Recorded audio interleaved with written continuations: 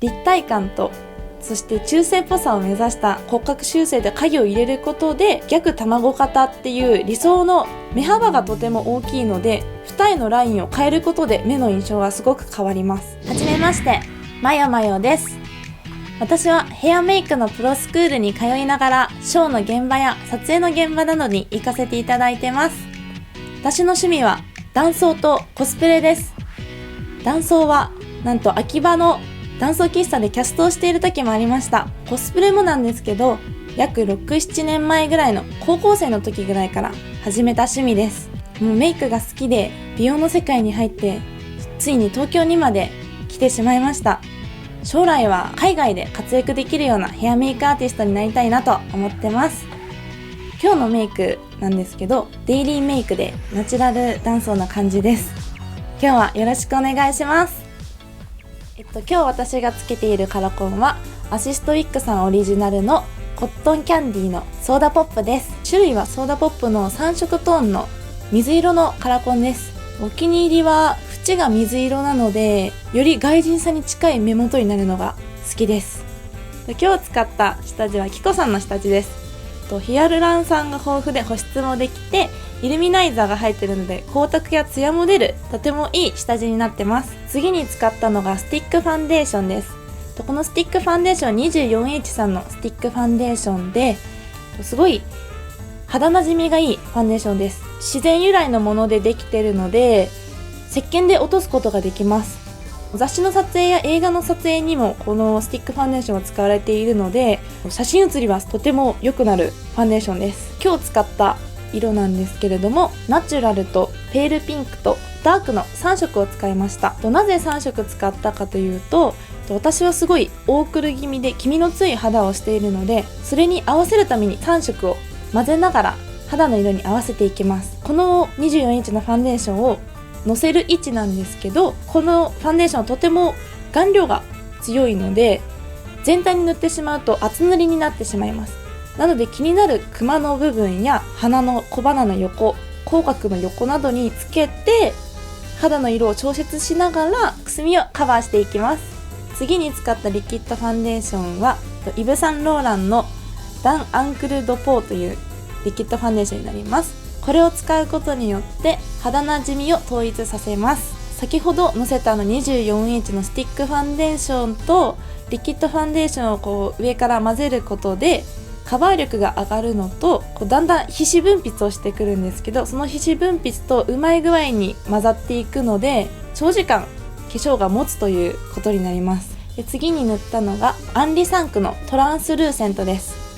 こちらのルーセントのパウダーなんですけど微粒子のラメが入っているので光が当たることで反射して立体感やツヤを演出します。最後お粉を叩くために大きめのパフで叩いていきます。なぜ叩くかというと毛穴にファンデーションをきれいに押し込めていくためといらない粉をこのパフで取ることで余分なものをちゃんと取って次の工程にきれいに進めるために行う作業になります。で次に行うのがシェーディングです。骨格修正とも言うんですけど今回は NYX さんのコントロールパネルを使ってシェーディングをしていきました。この部分の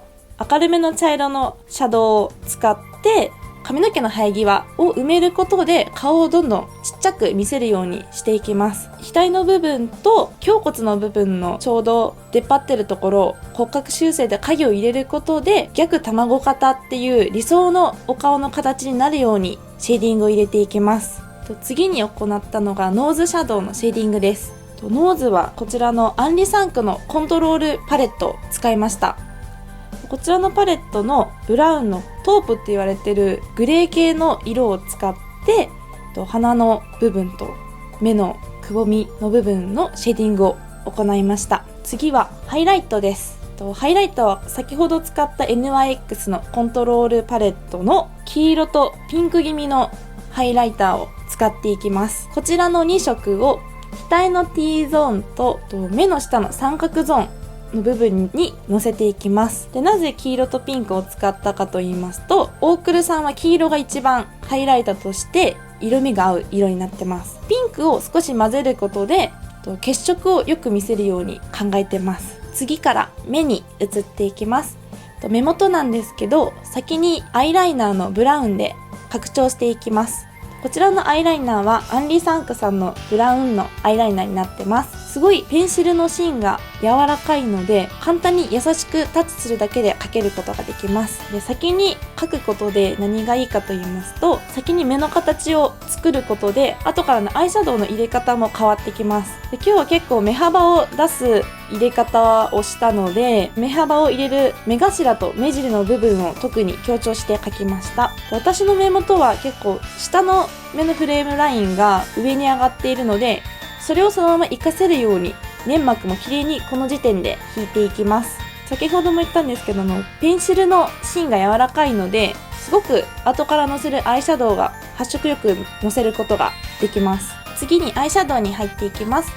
先に濃いめのブラウンを先ほど入れたアイライナーの影の部分に濃くのせていきます。で、その境目をぼかすようにヌーディーの色のブラウンを混ぜてぼかしていきます。で、この2色を混ぜた色を下にものせていきます。目の下の涙袋の部分にちょっとピンク紫気味のラメのアイシャドウを薄くのせていきます。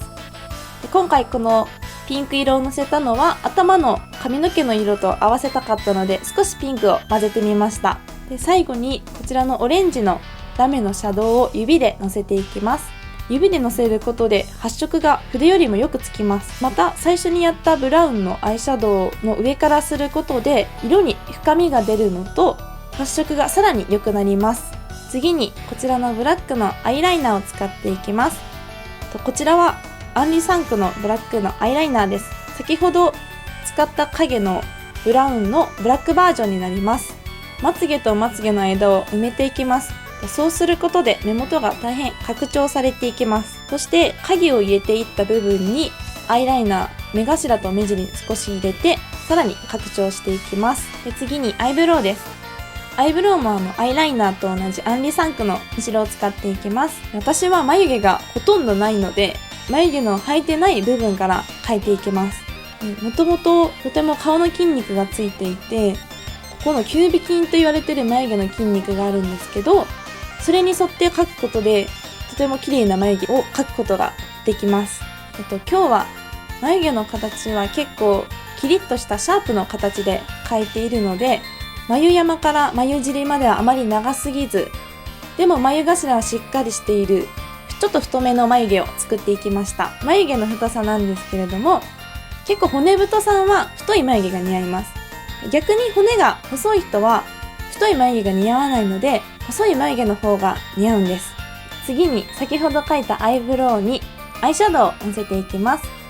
今回は頭の色に少し合わせてブラウンとピンクを混ぜて上からのせていきました。仕上がった眉毛とアイホールの部分、ノーズシャドウの部分をつなげるためにノーズシャドウで使ったお色味の茶色とトープの色をもう一回使って骨格の部分をつなげていきます。そうすることでプリッツした眉毛にならないようにしていきます。で、最後にリップです。リップはピンクのリップとオレンジのラメの入ったリップを混ぜて作りました。あまりピンクすぎると女の子っぽくなってしまうので、オレンジを混ぜて少し色味を調節しました。結構目元のアイシャドウにラメの入ったものを使ったので、それに合わせて少しオレンジ色のラメの強いものを今日は使っていきました。唇の内側に色味をのせていって綿棒でぼかしていきます。で、今回唇のラインをぼかしたのには理由があって、私唇が厚いんですよ。厚いのでここだけに色味をのせてしまうとちょっとオカマっぽくなってしまうので、なるべく薄い色や縁をぼかしていつもメイクをしています。結構下の唇の船底の部分が広いので、その部分が見えないように目立たないようにリップをいつも引いてます。で、最後にアイプチをします。私が使っているものはつけまの糊のアイプチなんですけど、とても強力でお気に入りです。私はもともと一重なのですが、目幅がとても大きいので二重のラインを変えることで目の印象がすごく変わります。最後にアイプチをすることで顔の印象をバシッと決めることができるので、私はアイプチを最後にする派です。いかがでしたか？今日私のデイリーメイクは立体感とそして中性っぽさを目指したメイクでした。立体感はベースから決まってきます。なのでベースをたくさん研究して自分に合う立体感を探してみるのもいいと思います。そして中性的になるポイントですが、中性的になるために使う色味は可愛いものをピンクとかオレンジとかを使っていくんですけど、形はかっこいいとかシャープ寄りな形をすることで形と色でミックスして中性っぽさを出していきます。よかったらチャンネル登録して他の動画も見てください。バイバーイ。